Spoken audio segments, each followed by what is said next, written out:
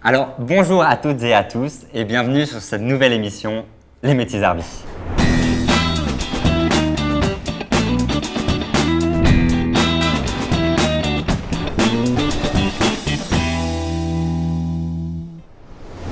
Alors aujourd'hui, nous accueillons Jonathan Beau qui va nous parler de son travail. Alors Jonathan, bonjour.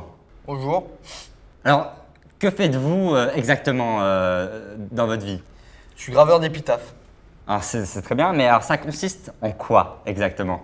Alors c'est une question pertinente. En gros, ça consiste à graver des épitaphes. Alors oui, j'avais compris, mais encore. Moi, je vois où vous voulez en venir. Hein. C'est pas très clair, c'est vrai, mais moi, je grave des épitaphes.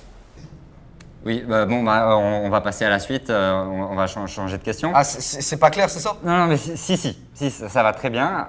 Alors vous m'aviez dit tout à l'heure qu'à la base vous vouliez devenir sculpteur, c'est bien ça? Mais je vous ai rien dit du tout. Moi, c'est la première fois qu'on se parle.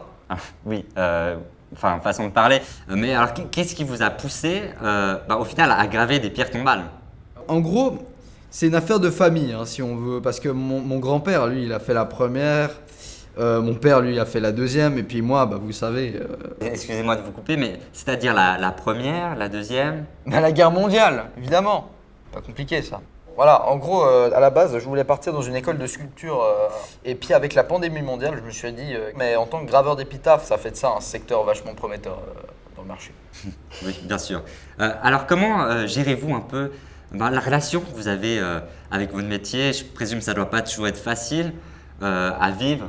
Bon voilà, bien sûr, faut pas être insensible, hein, parce que par exemple, les pierres sont friables, ça fait vite des cloques aux mains.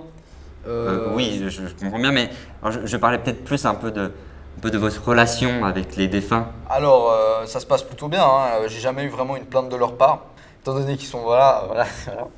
Et puis sinon, on peut dire que cette pandémie tombe à pic. Oui, alors très bien. Peut-être avant de nous quitter, avez-vous peut-être des conseils ou des recommandations, tout simplement, pour devenir graveur d'épitaphe?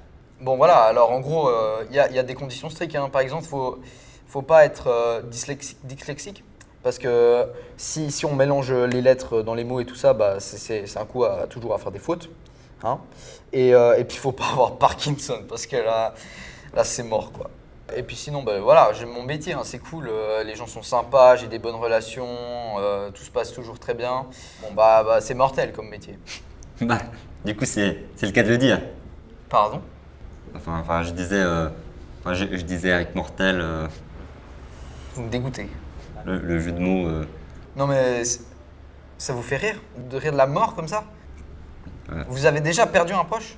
Non, oui, non mais je disais ça comme ça, je voulais pas, je le pensais pas. Non mais vous trouvez ça drôle de rire de la mort des gens? Vous avez déjà perdu un proche? Non mais je le disais Vous comme ça. savez à quel point c'est horrible? Non mais, parce que quand même, calmez-vous, perdre un proche, je- c'est la pire chose qui puisse vous arriver. suis désolé. N'importe quoi. J'en ai marre de ce truc de merde là. Ça vous fait. J'en ai plein le cul. Moi je veux me casser. Est-ce qu'on peut arrêter l'interview? Bon, je pense que cette interview touche à sa fin. Merci Jonathan Beau pour tout. Et la semaine prochaine, nous nous retrouvons tout de suite pour interviewer Philippe Paysan, réparateur de pneus de tracteur.